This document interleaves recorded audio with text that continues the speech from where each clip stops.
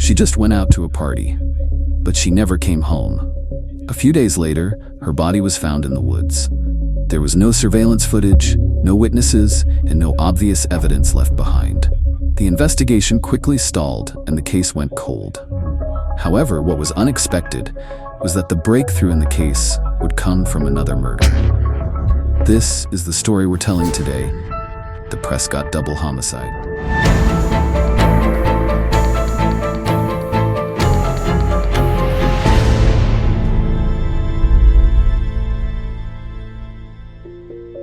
Pamela Pitts was born on June 25, 1969, in Marquette County, Michigan, at Sawyer Air Force Base. At the time, her father, Paul, was serving there. As the Pitts' first child, Pamela was lively and lovely, bringing them endless joy.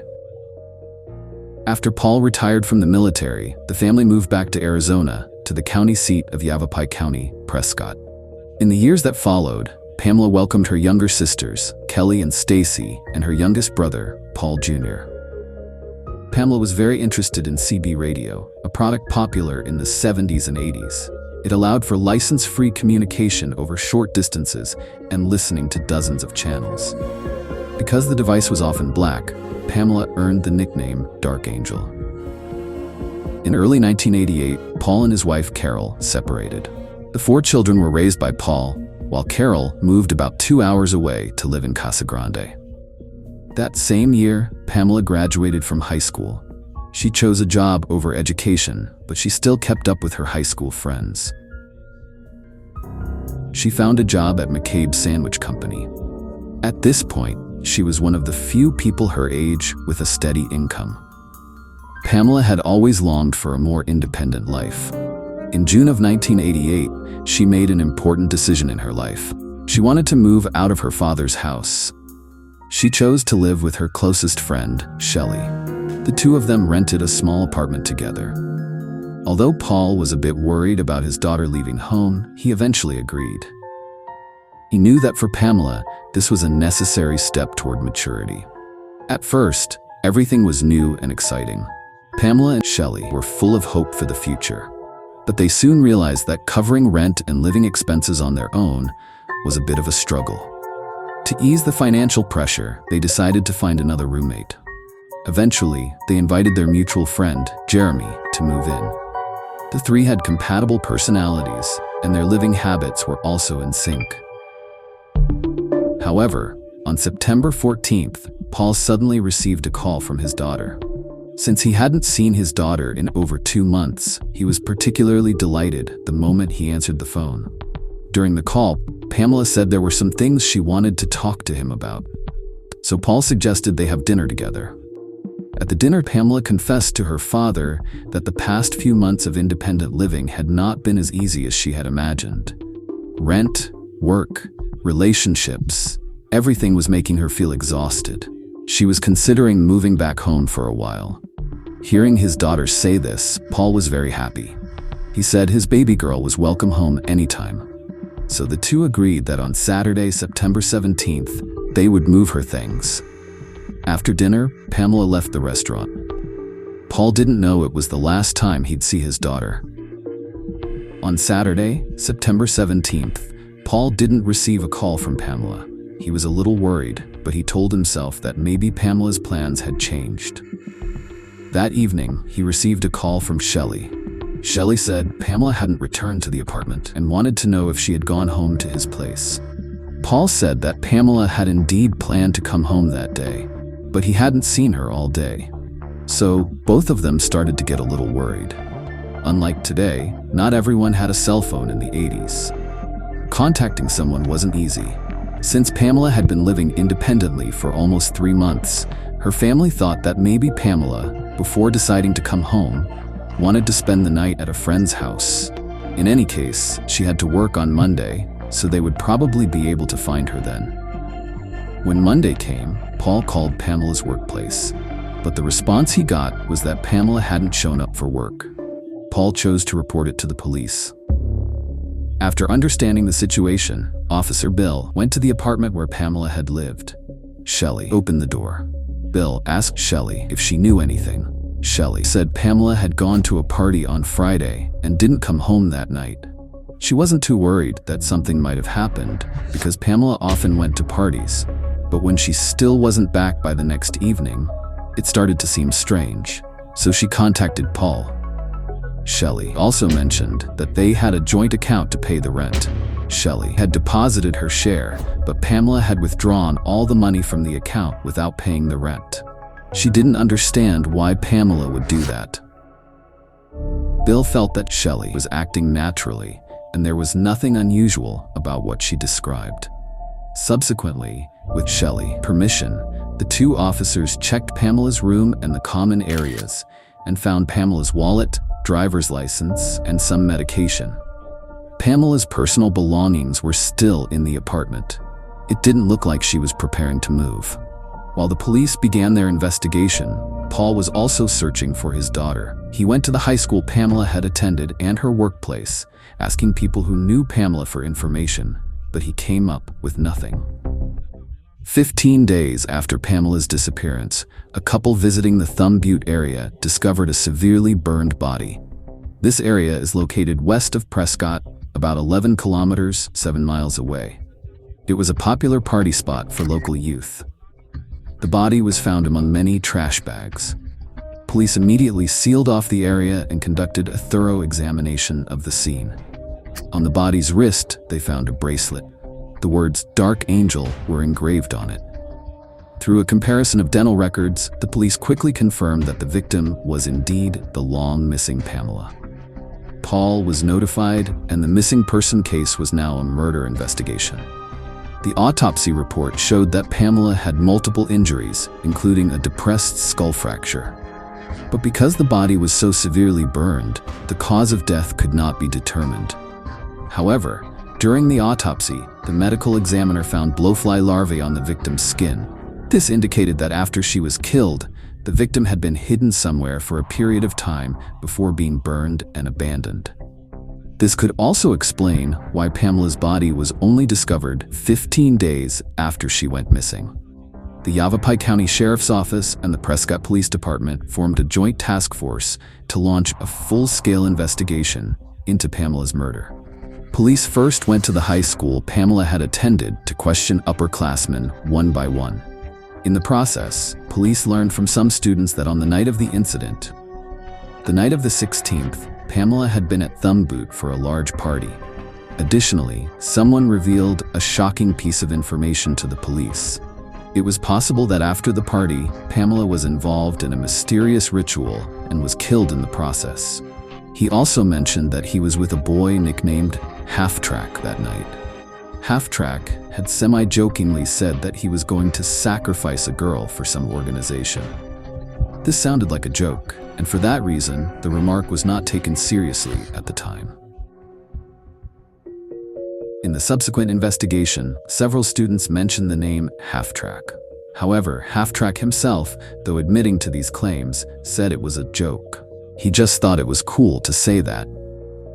Through their investigation, the police did not in Pamela's case find any direct evidence related to mysterious organizations.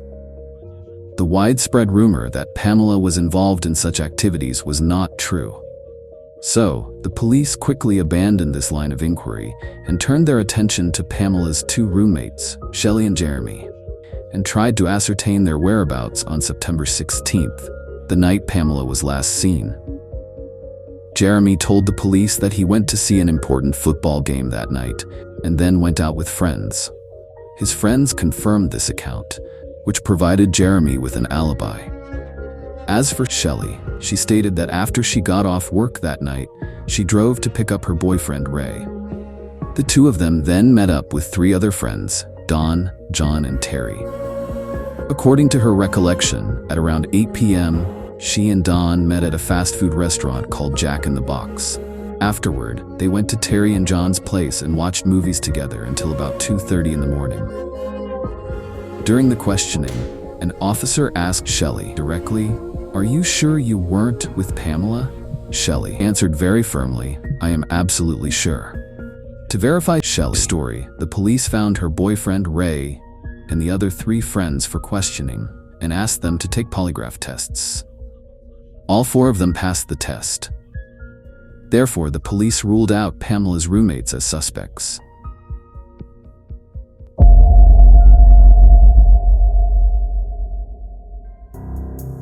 Just then, a new name surfaced: Melinda Perry. There had always been rumors about Melinda. Some said she had a bad temper and often got into fights. Witnesses claimed that at the party on the night of the 16th, she and Pamela had a heated argument that eventually turned into a physical fight. Pamela was thrown to the ground and her head was struck several times. Therefore, the police listed Melinda as one of the primary suspects and brought her in for questioning.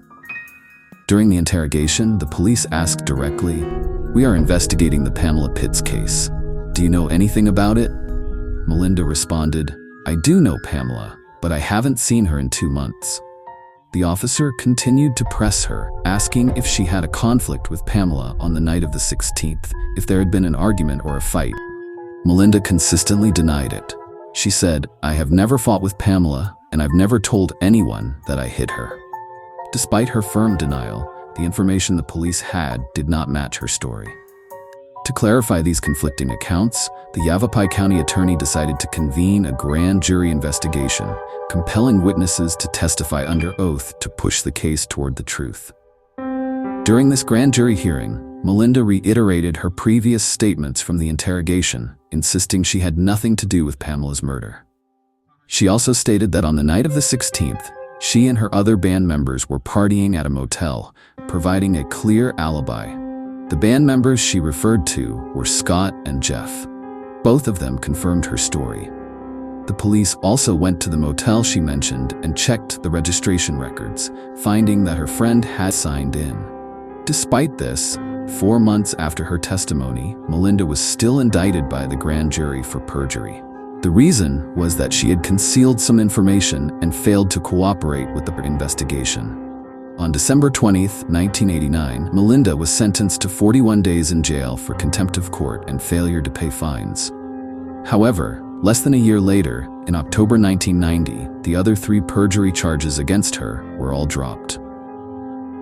The Pamela Pitts case gradually faded into silence. For a considerable period, the police stayed in contact with Pamela's family, but as time went on, updates became fewer and fewer. However, this baffling case was not truly over, because another case that occurred shortly after would bring a turning point to this mystery.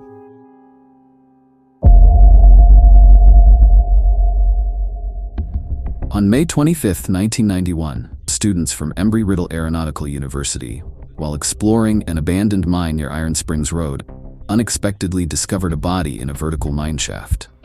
They immediately called the police. Police investigated the scene. The victim was a young man. His body was wrapped in a waterbed mattress. The victim had been shot in the head, and the body was highly decomposed. The medical examiner estimated the time of death was over 15 days prior. Not far from where the body was found, next to a ranch, police located a silver Ford pickup truck. The truck had a strong odor of decomposition. A comparison confirmed the blood belonged to the victim. Subsequently, using the vehicle's information, police identified the deceased as Ray Clerx. Ray was one of the key figures in the Pamela Pitts case. He was the boyfriend of the suspect, Shelly Harmon. In the Pamela Pitts case, Shelly had been considered a suspect, and Ray was her crucial alibi for that night. It was because of Ray's testimony that Shelly was cleared of suspicion by the police. Police then contacted Ray's family. Ray's brother Ronald stated that he last saw Ray in early May. They had already filed a missing person report. The tragic news confirmed their worst fears. Ronald said Ray had just earned his aviation degree and was a trainee pilot. He loved flying in cars. He was easygoing and had a great sense of humor. He and his girlfriend had been dating for over 3 years. In early May, Ray was preparing to go to California, hoping to find a flight instructor job near John Wayne Airport to build up his flight hours to meet airline hiring requirements. However, during his trip, he suddenly decided to return to Arizona. He said, "I'm going back to pack my things. I'll be back soon." That was the last conversation Ray had with his family. After that, Ray never appeared again. Weeks went by with no word from Ray. His family grew increasingly worried. So Ray's other brother, Ben, called Shelly multiple times. Shelly told them that Ray didn't need to go to California anymore. He was already in Mexico, where he had found a pilot job. She added, "Ray is probably very busy with work and can't be reached for now."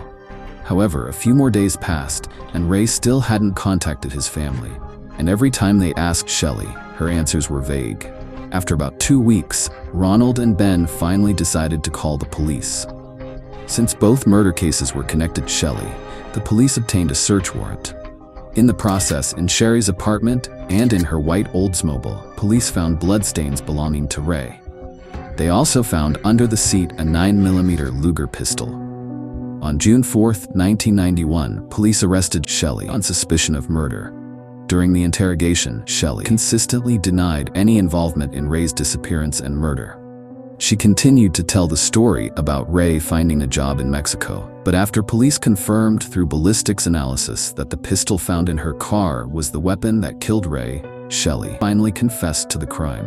She told police Ray's obsession with flying and car modifications made them grow distant. On May 10, 1991, the two drove to the countryside to stargaze. To Sherry's surprise, in such a romantic setting, Ray wanted to break up. Furious, Shelly picked up her handgun and shot Ray. She then transported his body to her home and wrapped it in a waterbed mattress. After a few days, the body began to decompose and emit an odor, so she used Ray's truck to transport the body to a mine shaft and dispose of it, then abandoned the vehicle. On June 1, 1993, Sherry was convicted of second-degree murder in this case and sentenced to 20 years in prison. Although in the Pamela Pitts case, due to insufficient evidence, Sherry was not charged, the police never gave up the investigation. On May 30, 2011, just as Sherry was about to be released from prison, the Yavapai County Sheriff's Office reopened the cold case. The officer in charge of the Pamela Pitts case was Sergeant Victor Dart. He believed Sherry was a strong suspect. Victor understood, of course, that to bring charges against Sherry, he had to find new evidence. So he requested access to Sherry's 90 recorded phone calls from her time in prison and listened to them repeatedly. One of the calls was between Sherry and her father. In the call, Sherry's father expressed that for the past 20 years he had been worried about what happened that day. And Sherry's response was, "I'm past the statute of limitations." Then the two of them fell silent. Clearly, Sherry and her father wouldn't be worried about a crime for which she had already been convicted. This almost proved that Sherry was involved in another case. So Victor sought a prosecution from the county attorney's office. In June 2017, after careful consideration, the prosecutor decided to press charges against Sherry. Victor broke the news to Paul, but he was also candid. The case was old and evidence was scarce. The defense would surely counter with a series of motions. It would be a long, drawn-out battle. We must be prepared for a long fight. Paul was very emotional upon hearing this. He had waited for this for 29 long years. To uncover the truth, no matter how much longer he had to wait, he would never back down. Police then traveled to Reno, Nevada, and arrested Sherry, who had settled there after her release. In July of that year, regarding the Pamela Pitts case, the court held several hearings. The defense filed a motion requesting that Sherry's 20-year prison sentence for murder be kept from the jury. They argued that this information would severely prejudice the fairness of the trial. The grand jury ultimately granted this request. However, for the prosecution, this was undoubtedly a major blow. Because Ray was not only the victim in the second case, he was also, in the Pamela Pitts case, Sherry's key witness. This also made everyone following the case feel worried. People couldn't help but imagine that once the trial began, if even one juror had doubts, they wouldn't be able to convict Sherry. According to the principle of double jeopardy, Sherry would never be punished for the Pamela Pitts case. The prosecutor proposed a deal. Instead of risking a trial, they would have Sherry sign a plea agreement. The terms of the agreement were, if Sherry pleaded guilty in court, the prosecution would seek a sentence of no more than 20 years. More importantly, the 20-year sentence for Ray's murder would be served concurrently. In other words, Sherry would not be sent back to prison for this. Faced with such terms, Sherry showed almost no hesitation. She nodded in agreement. On March 1, 2021, Sherry's hearing was held at the Yavapai County Courthouse. Sherry admitted in court to killing Pamela. The reason was that Pamela had withdrawn the balance from their account, but had not paid the rent. Additionally, if Pamela moved back home, she would be unable to afford the rent. Sherry didn't want to move home, so on the night of the murder, she went to the party at Thumbboat to talk to Pamela. But their conversation did not go well, and they even got into a physical fight.